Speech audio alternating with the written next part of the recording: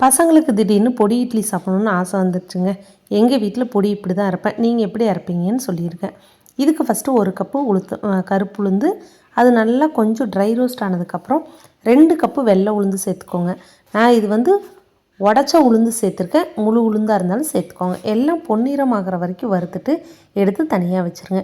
அடுத்தது காஞ்ச மிளகாய் எந்த அளவுக்கு புளி காரம் வேணுமோ அதை பொறுத்து சேர்த்துக்கோங்க. கலர் வேணுன்னா காஷ்மீரி சில்லி கூட 4-5 சேர்த்துக்கோங்க. நல்லா இந்த அளவுக்கு வறுத்துட்டு மிளகாயை எடுத்து வச்சுட்டு கொஞ்சமாக பெருங்காயம், 1 கைப்பிடி நிறைய கறிவேப்பிலை போட்டு நல்லா கலர் மாறி வர வரைக்கும் வறுத்துட்டு எடுத்து தனியாக வச்சுருங்க. இதனோட இப்போ 1 கப்பு எள்ளு சேர்த்துருக்கேன். எள்ளு நல்லா பொன்னிறம் ஆகணும், அப்போ தான் நல்லா இருக்குங்க.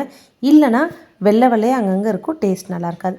இப்போ ஒவ்வொரு பொருளாக மிக்ஸி ஜாரில் சேர்த்து அரைச்சி எடுத்துக்கோங்க. ஃபஸ்ட்டு மிளகாய், அதுக்கப்புறமா உளுந்து, அதுக்கப்புறமா எள்ளு சேர்த்தணும்.